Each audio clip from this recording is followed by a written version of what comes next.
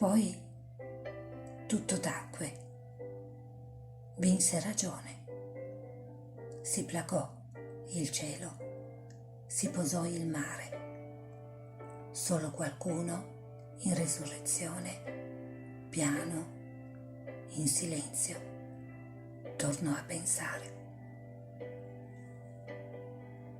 Francesco Guccini.